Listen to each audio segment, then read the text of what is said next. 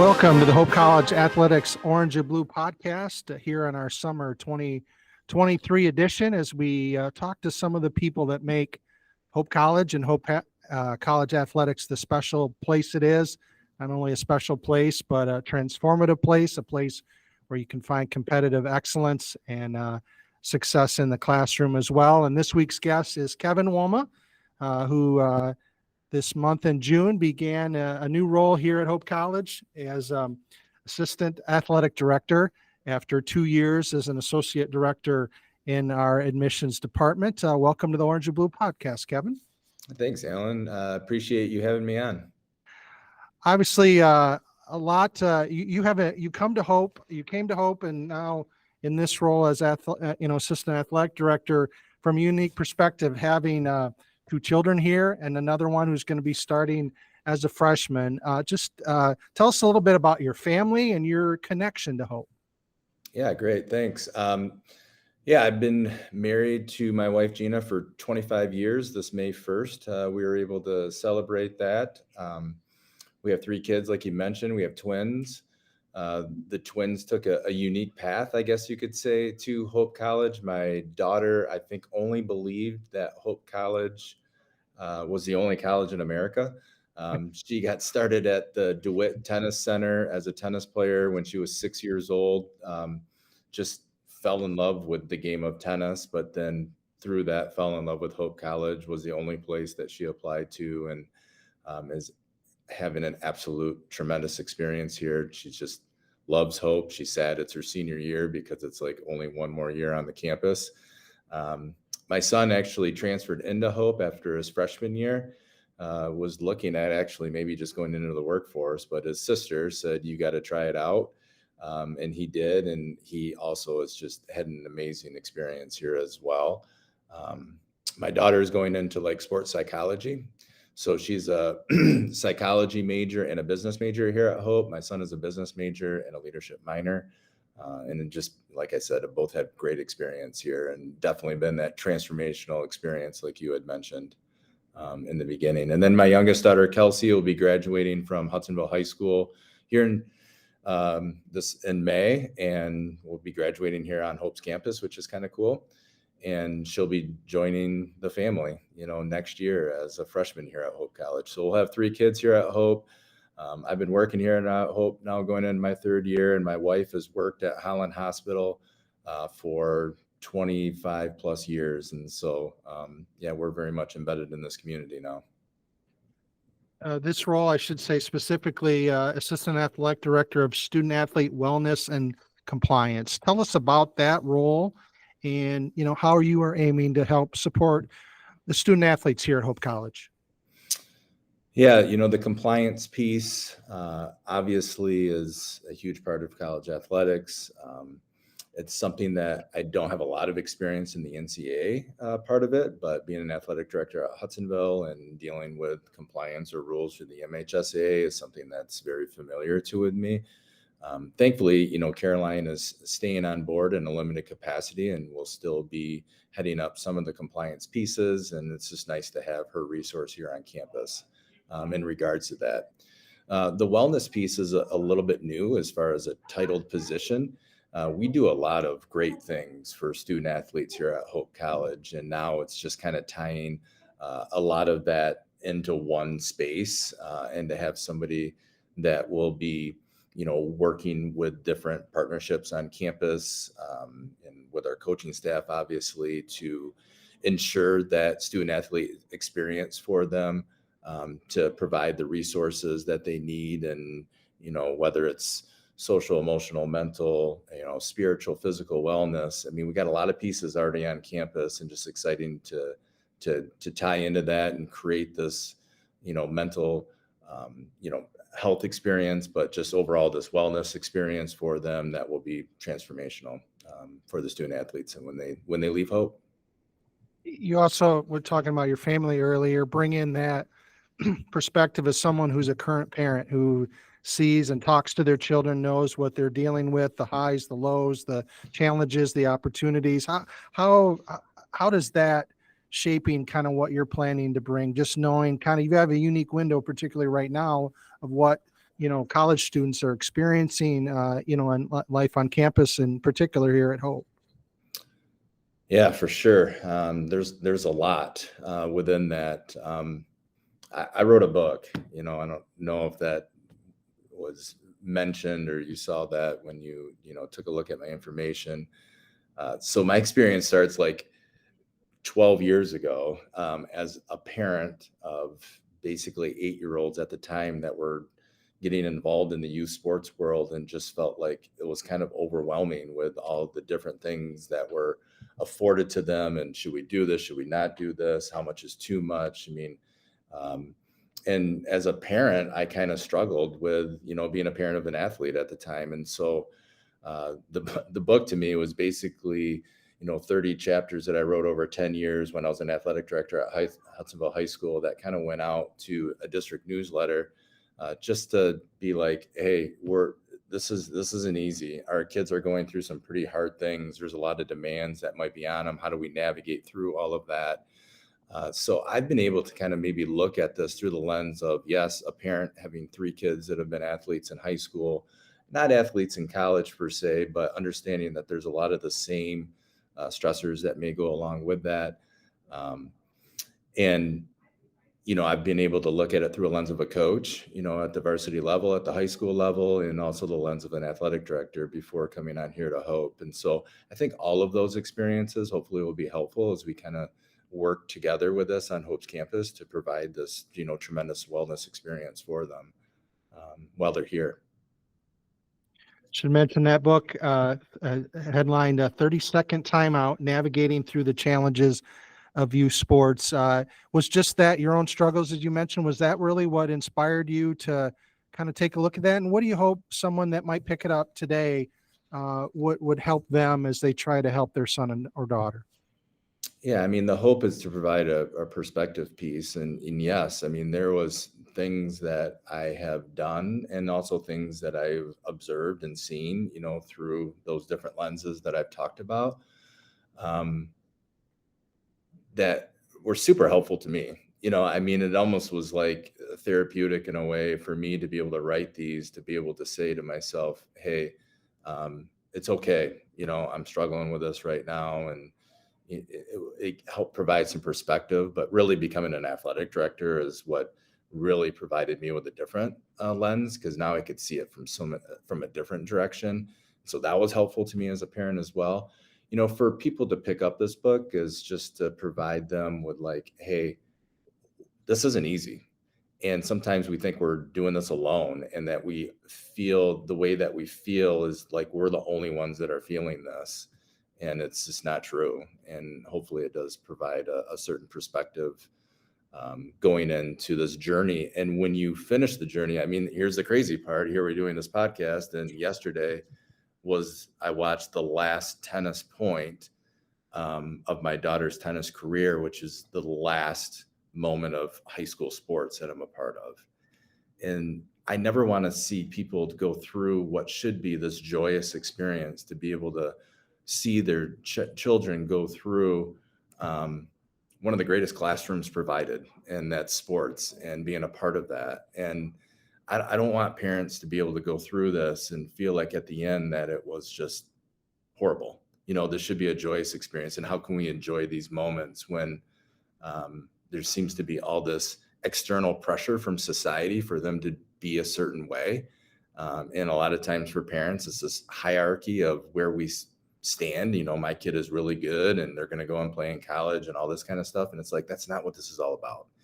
This is all about providing additional experiences for our kids, because they're going to be better people, from what they've experienced with high school sports. And so that's kind of the basis of the book and the goal of writing it. Your story, how did you as a youngster get involved in sports? Where did you grow up? What did you play? What kind of helped starting to formulate you where then, athletics became a part of your entire life?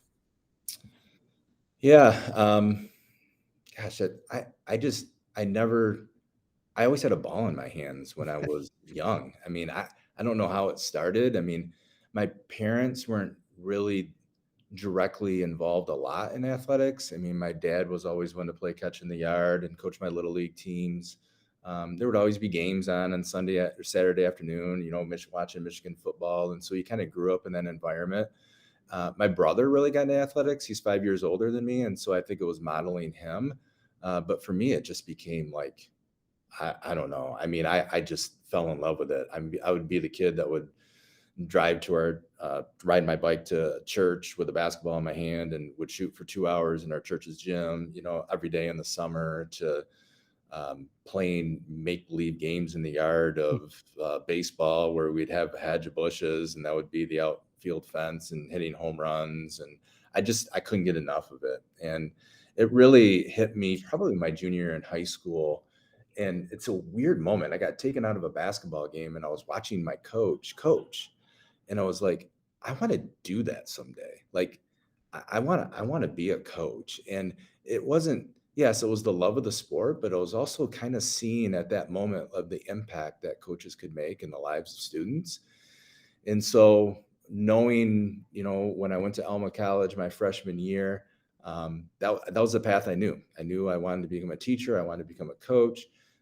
I decided at that point to not play college athletics, and I got involved in coaching, right away. I coached everything that I could, from middle school girls basketball to working summer camps at the University of Michigan at basketball, to helping out the college program. I mean, I just felt like I was doing it 24/7 year round, and I loved it. And I think that's what kind of jump started then my career in coaching at a pretty early age when I got into education after college. Obviously, you mentioned Alma, and you're kind of understand the D3 experience as well, having gone through that as a student, and then a connection with the MIAA. What makes Division III and the MIAA special to you? Well, I feel like it really stresses the student athlete still.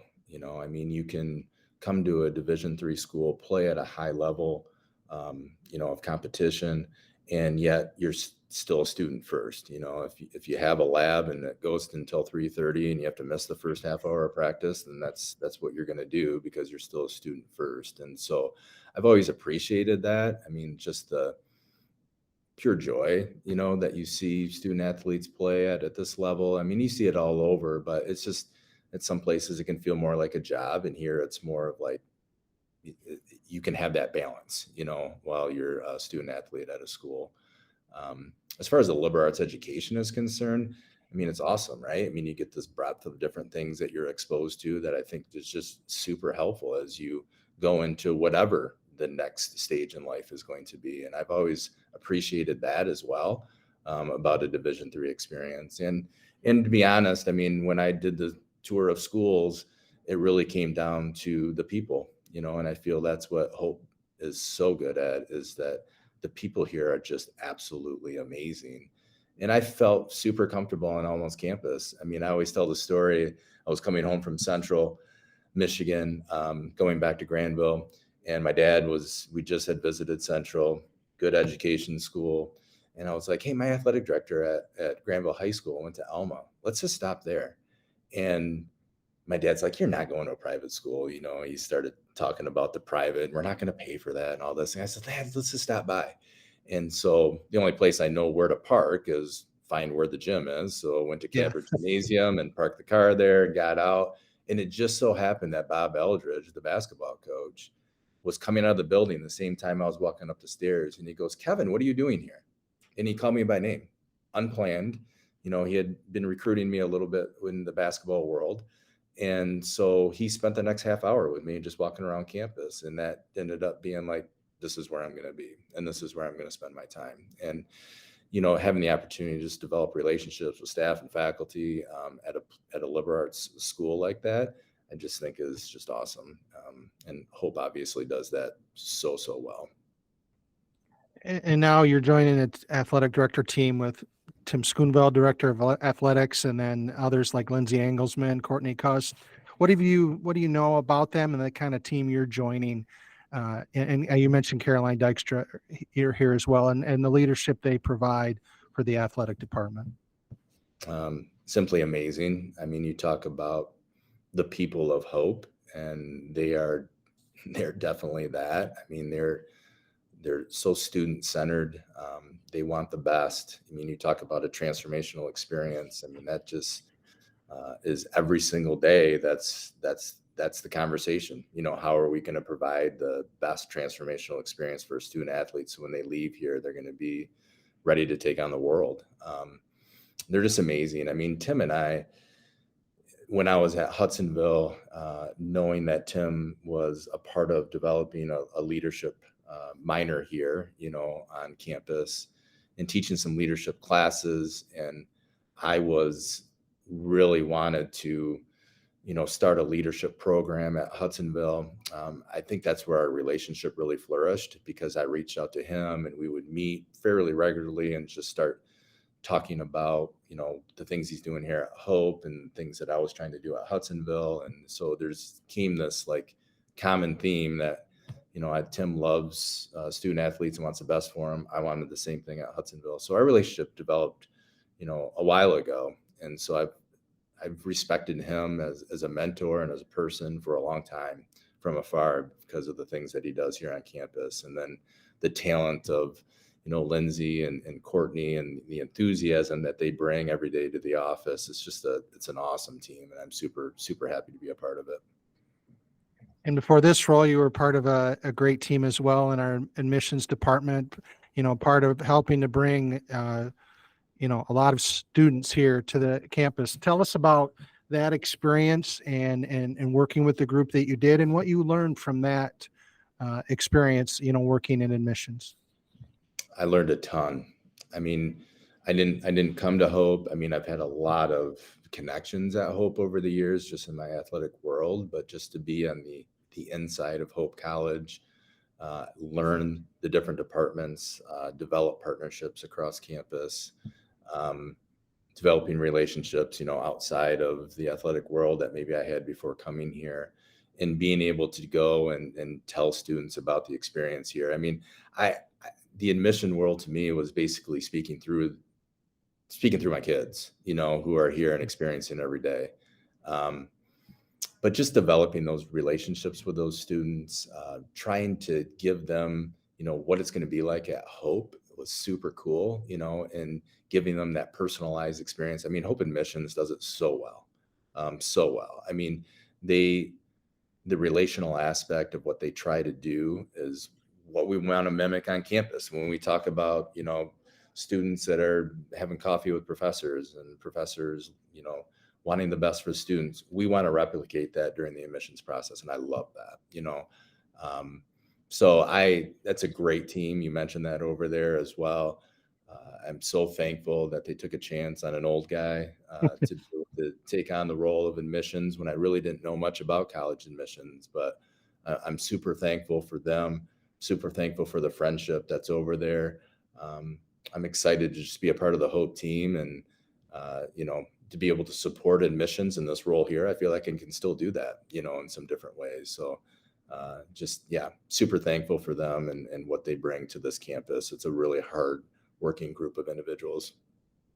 You mentioned earlier that experience with the coach where you thought, I want to do this. You, before you came to Hope, 25 years between Roscommon and then Hudsonville.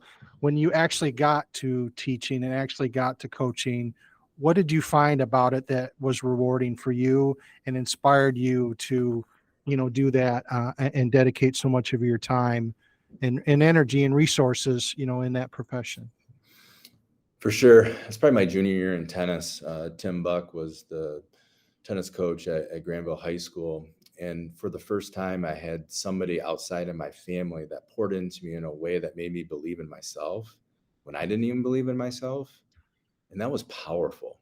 And it really made me realize that the impact that profession can have um, is amazing. And so that's all I wanted to do. That's all I've ever wanted to do is just create platforms and opportunities to be able to impact people's lives in a certain way. Um, and along the way, I've had some coaches that haven't been great. And I've learned from them as well as like things not to do, and to be able to build into the things that really are important and really can be difference makers in the lives of students. And so, um, I would say, yeah. And I would say a lot of people, when they get into this profession, that somebody poured into them at one point and they want to get back, that same way. It's almost a pay it forward mentality, right? And I felt that. I felt that with my coaches. Tom Briggs was my basketball coach at Granville too. And both of those guys, I have relationships with today. I mean, Tim Buck, thankfully I'm still been heavily involved in the tennis world because my kids, played tennis when I was at Hudsonville. I was in charge of tennis in the OK Red. And so I've maintained relationships with people that I've had for over 30 years now. And Tim is somebody that um, has been a huge part of my life, not just when I was in high school, but even as an adult and going into the coaching tennis. When I started doing that, he was the first person that I kind of reached out to. And so, um, yeah, it's athletics is an amazing way to be able to shape people's lives. And I just wanted to be a part of that. And then after teaching and coaching, you moved, as you mentioned, into an athletic director role, and you were at Hudsonville for 10 years. What inspired you to make that step? What was it about that, being an athletic director and serving in that capacity, that appealed to you and you wanted to pursue that opportunity? A different platform. I absolutely loved coaching. I loved teaching, but I felt like it was my classroom of kids, and then it was the kids that I coached. And I was like, is there more that I can do? Is there more that I can do? And maybe in a role of athletic director, maybe that platform can create a different opportunity to impact in a different way. Is it a way for me to pour into coaches and be a mentor, especially to our younger coaches who are new getting in the profession, can have an impact in that way? Can I provide some programming in this role that maybe can impact more kids in a different way? So for me, it was another opportunity that I felt like maybe I could have an impact in the lives of others that was different from what I was doing in a day to day. I don't know. There was always something about becoming an athletic director, because again, when I was at Granville, I had an athletic director that kind of poured into me, and I always thought of his job as being like super cool. I think when you're 18, you don't really realize everything that goes on in being a high school athletic Yeah. director. But you did see, for him, obviously he had an influence on me, and so I got my master's pretty early on, just being like, I don't know, and the timing was right, but wasn't right. I didn't want to be an athletic director anywhere but Hudsonville. Absolutely loved that place, rooted there. Again, talking about the people that make it super special. And I didn't want to go anywhere else. And so when George Murphy resigned from the athletic director position back in 2011, my kids at the time were like 8 years old. And I'm like, is this the right time? The twins are 8. My youngest is 4. Is this the right time? But, I've had an extraordinarily supportive wife who's just said, go live your dreams. And so she created the pathway for me to even think about it being something to do. And it was probably the best 10 years that I've had. The most challenging, for sure. Sleepless nights, for sure, but unbelievably rewarding.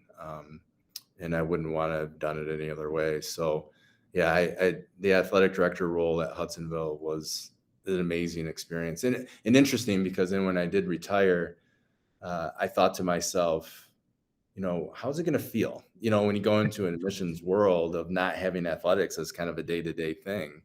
And what I found is I was still involved in athletics. I'm still running helping run the leadership summit for the OK conference. I'm working with schools, coming in and talking to parents. And so my love for athletics has never faded, which then when this position became open, I was like, I still love athletics, and it's still something that I want to be a part of my life. So yeah, it kind of gives you that journey. You mentioned earlier about you and Tim connecting on leadership and trying to build that at Hudsonville. Where was the root of that you wanted to, beyond just help support coaches and help student athletes do their best in competition in the classroom? What was it particularly about leadership that inspired you to create that? If I have it down correctly, implemented a leadership curriculum for 9th and 10th graders, and then 11th and 12th graders. And tell us a little bit about what you tried to teach with those. Mm-hmm. Yeah, it really came about probably, I don't know, 2010, 2011, right before I became an athletic director. I just remember sitting around with coaches, and we would often just talk about like the trials and tribulations of the season. And if we didn't do perform well, we'd blame it on our senior leadership. And I think it just dawned on me. It's like, okay, we continue to maybe complain about our senior leadership when things aren't going well, but what are we doing intentionally to actually teach leadership? And so I just started pouring into leadership, reading everything that I can imagine with leadership. John Gordon was probably the first author that he came to Hudsonville and kind of spoke at a professional development. I just started reading his books on positive leadership and all of that. And then anything I could get my hands on, any coach that was creating a great culture, I wanted to learn more about. And so when it came time, and I had these ideas, I was like, I think it's time to go to our administration and our school board and say, can we develop a new class? I'll teach it. I want to teach it. I want to be a part of it. It's not just a class for athletes. It's for every student. It's an elective course at Hudsonville, because people say you can't teach leadership, and that's completely false. It can be taught. And here's a way that we can do it. And we first started with 11th and 12th grade. We did it almost set it up like a college course. It was blended. So Monday, Wednesday, and Friday, we would meet in the classroom, and we would basically talk about different leadership principles. I used the curriculum of Tim Elmore and the Habitudes. That was the curriculum that we kind of based off of. And then on Tuesday, Thursdays, they do a lot of journaling, a lot of reflection. And we also had a project called University of Giving, which servant leadership is such a big part of leadership. And so I wanted our students to be able to have an opportunity to be able to do that. And so they would really kind of find their passion areas and different in local nonprofits and things that they seem of interest. Maybe it's something happened in the family, maybe it's pediatric cancer, maybe whatever it is. I wanted to find a passion area. And then these students would then connect within their passion areas, and then they would go out and find a local nonprofit. That local nonprofit, then they would totally immerse themselves in for that trimester. And we would actually do like almost a Shark Tank type thing in class where they would present on their local nonprofits. So it gave exposure to like what is out there for us to be able to support. And not, I mean, high school students don't have a lot of treasure, but they have time and talent still. And so we talked about that. And then at the end, it was really cool. We partnered with the University of Giving program, which is a local nonprofit area, which basically gives a school like Hudsonville in our class $6,500. And so we would give, at the end, the students would vote on what they felt were the top three local nonprofits. And those students on that day and time would bring them in. They would do their last presentation. We'd vote on it, and then they would be able to hand a check off to 5,000, 1,000, or 500. So even though it wasn't their treasure, they were able to give them a treasure to go along with it. And I just felt it was such a great experience for them to be a part of, and to kind of immerse themselves and see the world in maybe a little bit different lens than maybe what they had coming into the class. So that was the 11th and 12th grade class. The 9th and 10th grade class came a little bit later. That class was really big into developing who you are as a person. Who are you? And what values do you have? And what do you stand for? What are those fundamental values? And how are you going to live into that? And so that was very much value based. And so we would pick a different type of a value or leadership characteristic like trust or responsibility. And we would really talk about that for the entire week. And go through it that way. So that class met every day. And it's cool to see that those classes are still going on today at Hudsonville. So I think it's important. I think kids love it. I think kids want to become better leaders, but a lot of times don't know how. And so this gave them the avenue to be able to do that. Well, one of the things I find with leadership is that there's not one path to do it, especially in sports. Not everyone's a rah-rah person. Some people are a little more quieter and maybe want to lead by example. I would imagine that's what you found with different, students at Hudsonville, that they were able to find their way to lead that was authentic. And I imagine authentic is a key part of leadership. Absolutely. The very first book that Tim Elmore created for this curriculum that we used is you have to learn how to lead yourself. You have to learn about yourself first before you can lead others. And so it really tapped into exactly what you're saying is there's this misconception that you have to be the rah-rah person. You got to be the best at speaking, you got to have the most friends. And it's like, no, every single person is a person of influence. You don't understand that every day you have a million decisions that you have to make. And from those decisions, there comes an action. And from that action, there's an attitude. And from that attitude that you display in that moment of time is actually going to be your direct influence in that situation. And so we often will start out talking about the power of influence because we all have that. We get a little scared when we hear the word leadership because then we're like, I don't know, I'm not capable. I'm not a leader. I'm not a captain on a team. And it's like, no, everybody's got the ability to influence and you do it every day. And we talk about the simple ways that you would do it. You're walking down the hallway and some kid drops their book in front of you. Do you just walk past it or do you pick it up for them? Like there's so many simple ways that we can do this. You go to the lunchroom and there's a new kid that's come to school and he's sitting by himself. What do? Do you sit with your friends where it's more comfortable, or do you reach out and bring that person in or go sit by them? So we talked so much about the little things that you can do that can be a power of influence in the people's lives around you. And then I know that spread into an OK Conference Leadership Summit. How did that develop and come together? And I know Hope has had an opportunity to host that summit as well, where you bring some leaders from across the different high schools. Where did that? How did that idea come to fruition? Yeah, almost the same type of thing as the leadership class is, ADs just sitting in a room and, talking about some of the negative stuff that may be going out there in the world and talking about leadership, talking about sportsmanship. And so it just became one of those things. Again, it's like, can we be more intentional about this? Can we get leaders in the same space, in the same room to be able to start having these conversations and, start taking the information from the summit back to your school and to be able to formulate some things that can maybe make your athletic program, make your community better within your school, whatever the case might be. So it's been a ton of fun, to be honest with you, to see this grow. I mean, we started in the auxiliary gym at Hudsonville High School back in like 2017 to where we could maybe have 8 to 10 kids per school that could be a part of it, to having it at DeVos here the last couple of years and being able to say, I don't care if you bring 1 bus, 2 buses, or 3 buses. You bring as many kids as you can. We can fit 3,500 people, in this space. And the last couple of years, they have 1,000, students be able to come and learn and share and, bring some of that back to their schools is awesome. And there's just more work to do. And I'm just excited to still be a part of that because that's just a huge passion of mine. We want to beat each other up on the playing field as much as we can, but at the end of the day, we're all in this together. And how from what we do, again, having a platform as a student athlete in high school, what the platform that you have can make a difference in your community.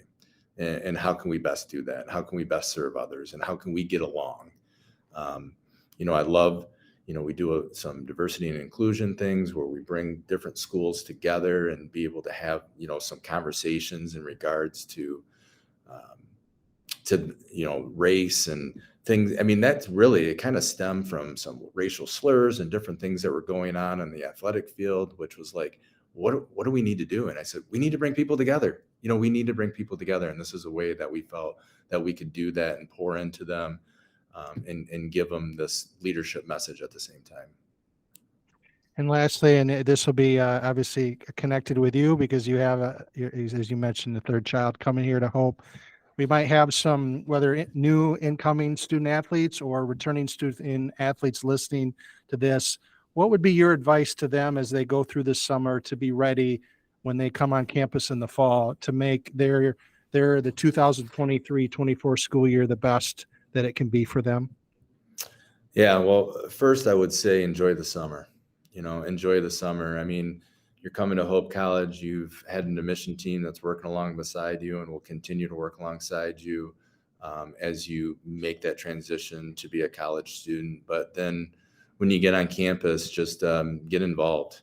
The people of Hope is what makes Hope special. And we've said that a number of times during the course of this podcast, but it's so true. And so if you can just embed yourself with different communities, different groups, different clubs, different organizations, and just meet people, have your dorm room open.